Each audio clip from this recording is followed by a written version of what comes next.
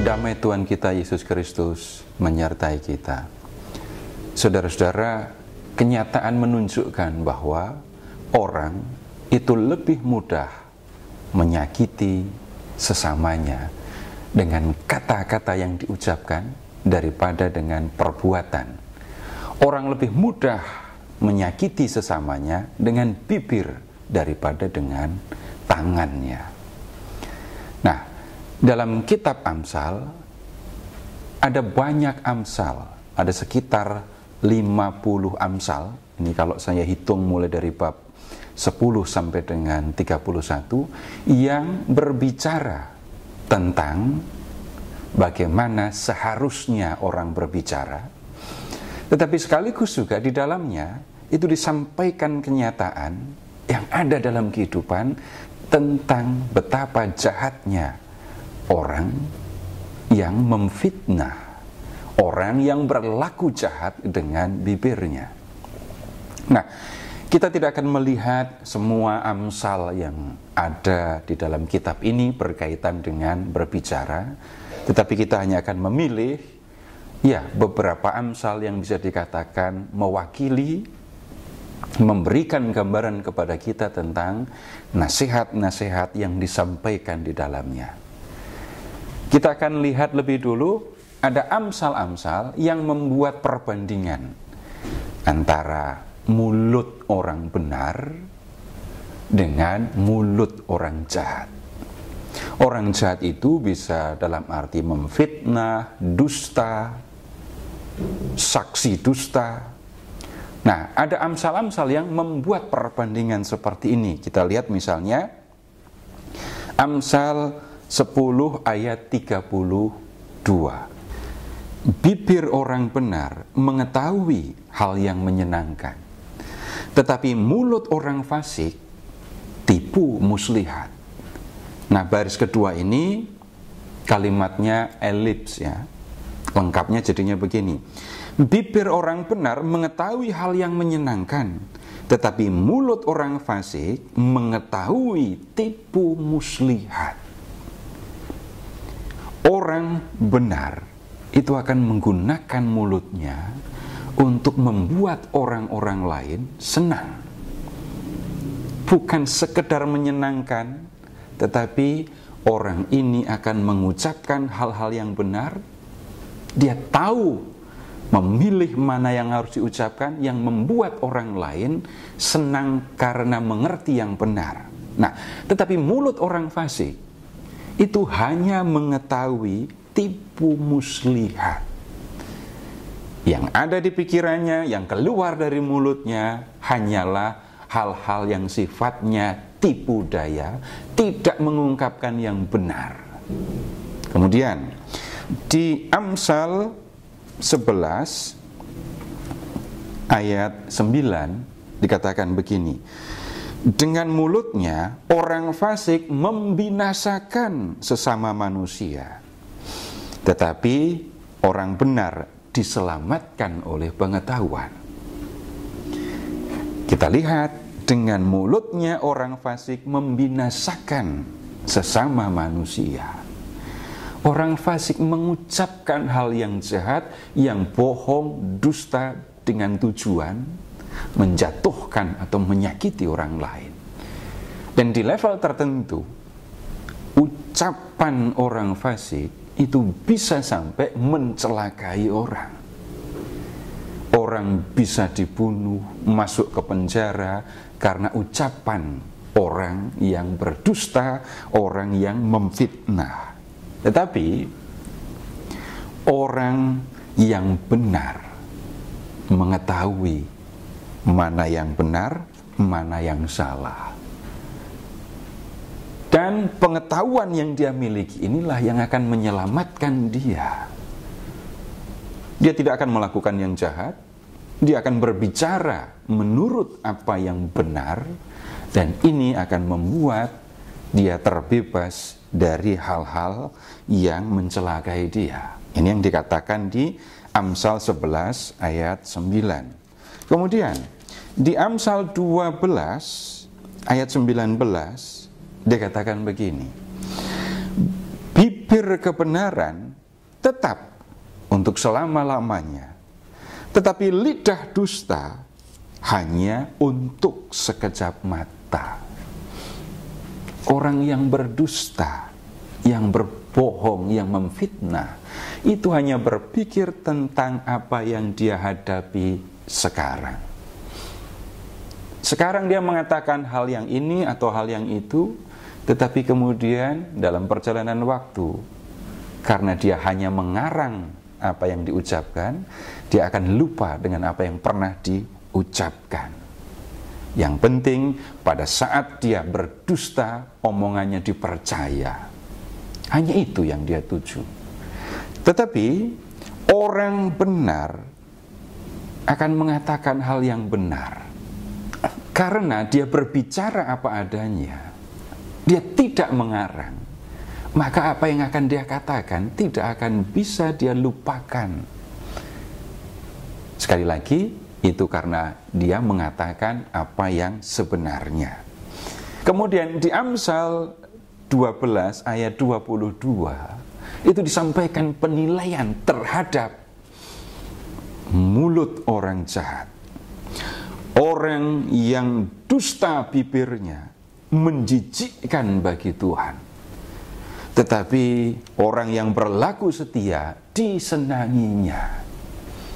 Saudara-saudara, Tuhan memperhatikan setiap ucapan yang keluar dari mulut manusia, setiap orang. Dan Tuhan yang Maha Kuasa menilai setiap ucapan. Dan ketika Tuhan mendengar orang yang berdusta, Tuhan merasa hal seperti itu, berdusta, itu sesuatu yang menjijikkan. Dan ini sebenarnya merupakan peringatan yang sangat serius supaya orang tidak berlaku seperti ini. Orang yang percaya kepada Tuhan mengingat, memperhatikan apakah tindakan, apakah ucapan itu berkenan kepada Tuhan atau tidak. Kalau orang mengetahui bahwa ucapan dusta itu tidak membuat senang Tuhan, maka orang tidak akan melakukan. Yang disenangi oleh Tuhan itu adalah orang yang berlaku setia. Dalam hal ini, kalau bicara tentang ucapan, setia berarti berbicara apa adanya, menyampaikan yang benar, dan kemudian juga melakukan apa yang pernah diucapkan. Kemudian di Amsal 15 ayat 28 itu dikatakan begini, hati orang benar menimbang-nimbang jawabannya, tetapi mulut orang fasik mencurahkan hal-hal yang jahat. Nah, dalam Amsal ini dengan jelas disampaikan, orang benar itu kalau mau menjawab, berpikir dulu, membuat pertimbangan apakah yang saya omongkan benar atau tidak. Ucapan saya itu akan menyakiti orang atau tidak. Dan dia akan memilih untuk mengucapkan hal yang benar dan yang tidak membuat orang lain terluka. Tetapi sebaliknya, mulut orang fasik itu mencurahkan hal-hal yang jahat. Yang keluar dari mulutnya hanyalah hal-hal yang negatif, memfitnah. Dan orang memfitnah itu tujuannya cuma satu, membuat orang lain susah, membuat orang lain celaka.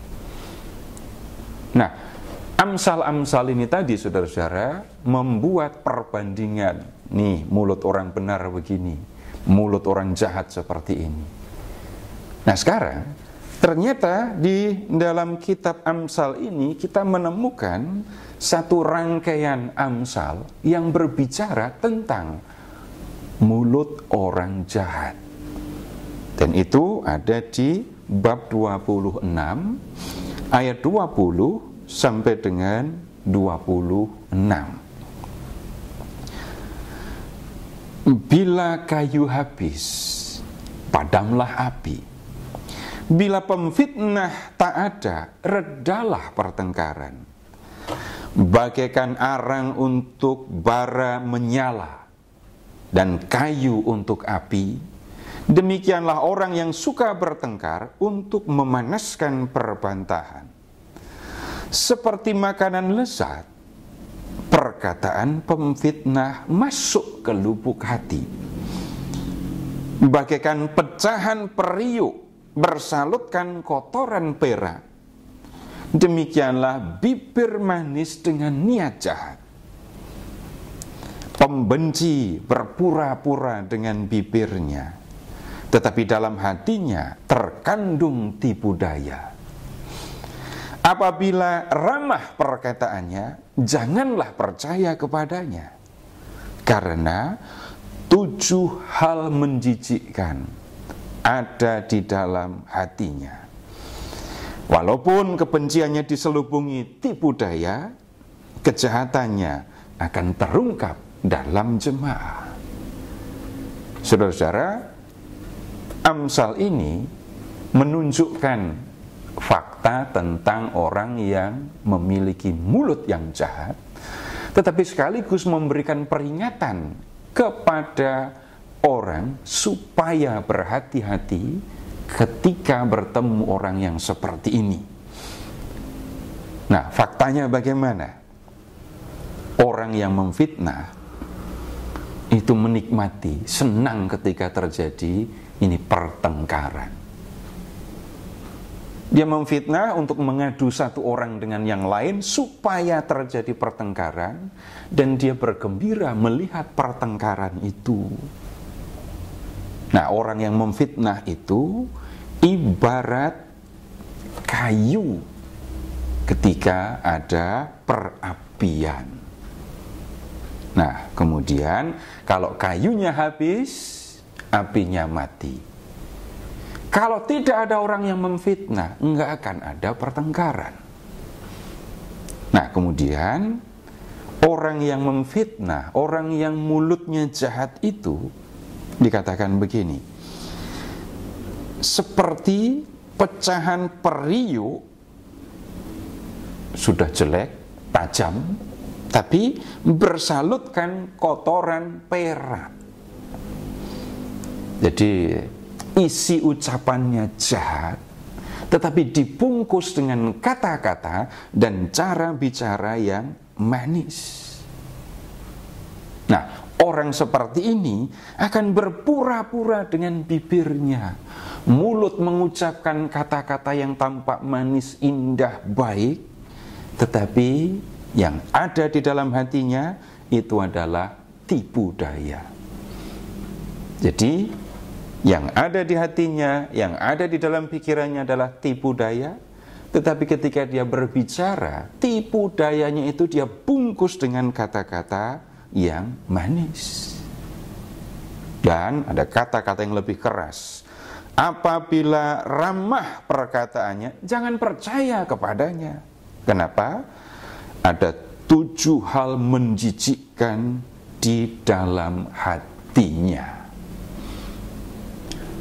Ini mengungkapkan bagaimana dalam diri orang-orang yang biasa berdusta, memfitnah, itu hatinya dipenuhi dengan kejahatan. Mulutnya mengucapkan kata-kata yang manis, tetapi tujuannya adalah melakukan yang jahat. Kenapa dia menggunakan mulut yang manis, menggunakan kata-kata yang manis? Dikatakan di ayat 22, seperti makanan lezat, perkataan pemfitnah masuk ke lubuk hati.